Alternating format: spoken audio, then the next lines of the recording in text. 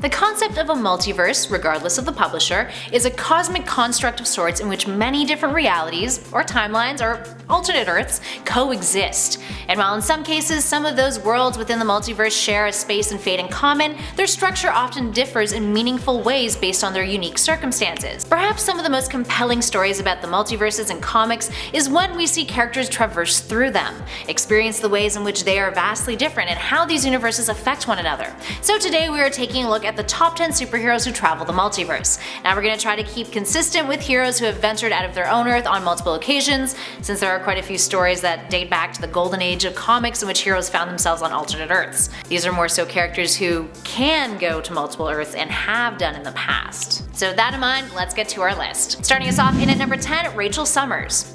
Rachel Summers first debuted in 1981 in the Uncanny X-Men issue 141, created by a legendary trio of Chris Claremont, John Byrne, and John Romita Jr. Also known as Rachel Grey, she is the daughter of an alternate future Cyclops and Jean Grey from a dystopian Earth, specifically the Days of Future Past timeline from the Uncanny X-Men issue 141 and 142. This is Earth 811, in which Senator Robert Kelly was assassinated, and the Mutant Registration Act led to a future in which the mutant-hunting Sentinel robots ruled over North America. The Phoenix Force ripped Rachel from her timeline and sent her back in time to a different alternate reality on Earth 616. After enduring a plethora of retcons, she's a character whose backstory is now ingrained in the mainstream continuity of Marvel's comics. She's capable of some pretty vast psionic abilities, and she's considered an Omega-level mutant. Moving on to number 9, Gateway. First debuting in Uncanny X-Men issue 229 in 1988, Gateway is a mutant who has teleportation, telepathy, remote viewing, precognition, and postcognition powers. Initially forced to be a villain by the Reavers after being blackmailed by them,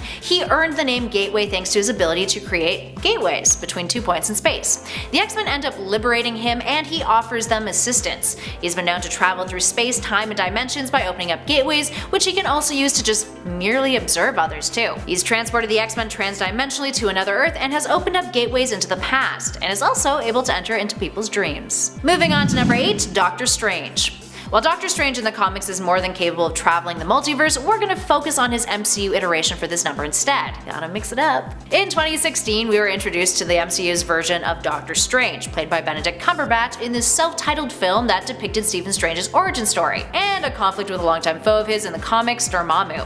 We also got to see the first cinematic adaptation of the Marvel Multiverse. It was a brief introduction with Strange traveling through it, and we learned more about the multiverse dynamics in Ant-Man and the Wasp. But in terms of a connection with the multiverse, the MCU's Doctor Strange has shown on multiple occasions that the multiverse is something he strives to be an expert in.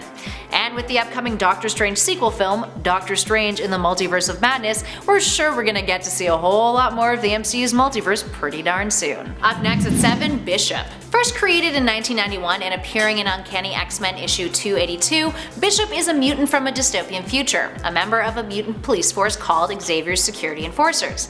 And fun fact, he's actually the great-grandson of Mutant Gateway, who we spoke about earlier on our list. But unlike Gateway, time travel and interdimensional travel are not worked into his powers. Instead, Bishop uses a device that was built into his prosthetic right arm, which he actually stole from Forge. Within the arm is a time travel device. Now Bishop's powers are actually energy related, having the ability to absorb and redirect energy. He also has an ability to instinctively know his present location, which he claims comes from years of extensive training, and we'd imagine comes in handy when you time travel a lot.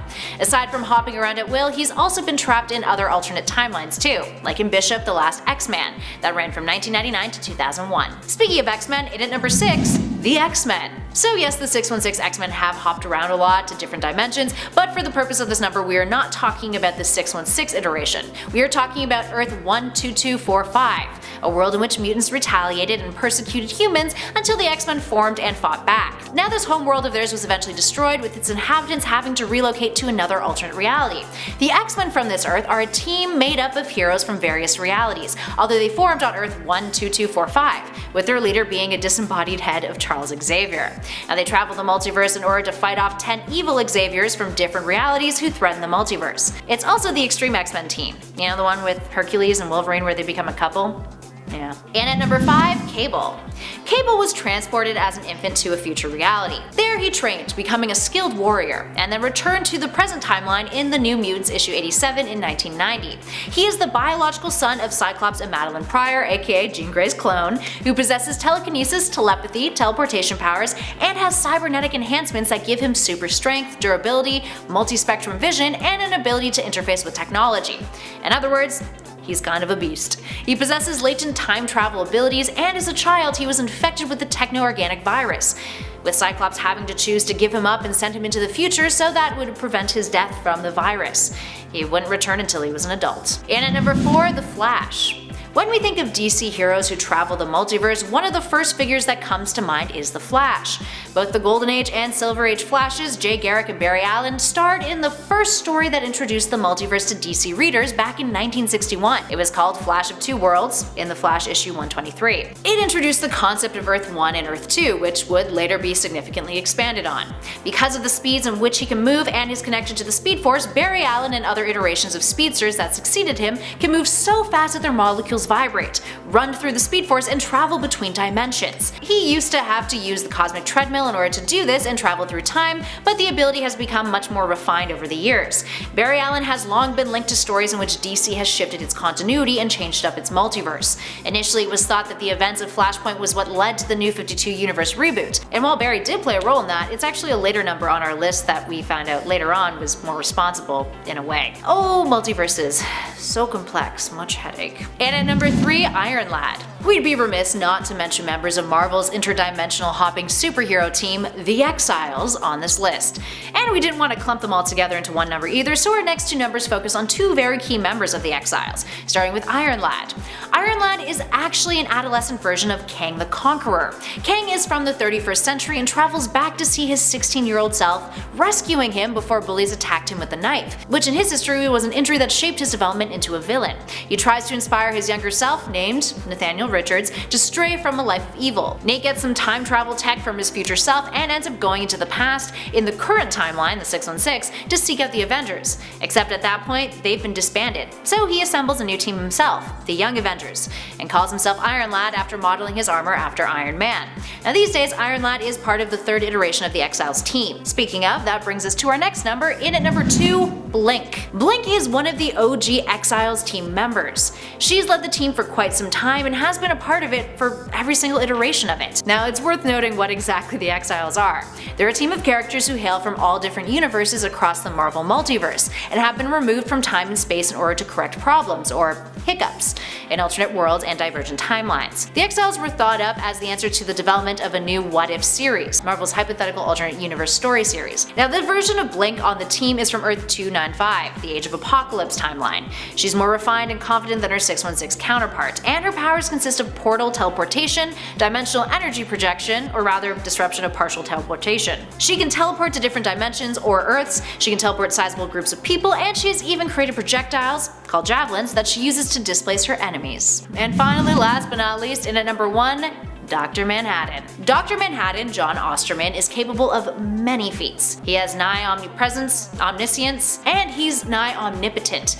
He's immortal, he can manipulate reality, he has subatomic perception and control, and those are just a few of his talents, so it shouldn't be a surprise that he's able to navigate the multiverse. Dr. Manhattan's meddling with the multiverse is one of the things that has spawned Doomsday Clock and some of the other major events surrounding DC's multiverse in recent times. Now in that recent series, we see Dr. Manhattan leave his universe and land himself on Earth 2, which was the first incarnation of Prime Earth, the Golden Age era of DC. Manhattan also sees the other universes in this metaverse. Earth 1, which is now Earth 1985 according to Manhattan, is the aftermath of Crisis on Infinite Earths, existing out of the current multiverse. It is the Earth where all comics between 1956 and 1985 published by DC take place. Now Doomsday Clock presents readers a new theory about the DC universe, that it is a metaverse, which is in constant change with Superman at its center. Now this is meant to explain the multiple continuity reboots that DC has pulled over the years, and is rooted in what Grant Morrison had previously suggested about the DC universe having its own consciousness. Regardless, Dr. Manhattan can traverse it. like a boss. Alright, there we have it, friends. What other travelers of the multiverse can you think of? Give us a shout in those comments below. And if you can think of ones that are not in DC or Marvel, please also give us a shout about those and maybe we'll include them on a part 2. In the meantime though, if you guys dug this video, you know what to do. Hit that like button, share it with a friend, and subscribe to Top 10 Nerd for more videos just like this. Thanks for watching, friends. I'll catch you all in the next video. He tries to inspire his younger self, named Nathaniel Richards, to stray from a life of evil. Nate gets some time travel check. Some time travel check. Money from time.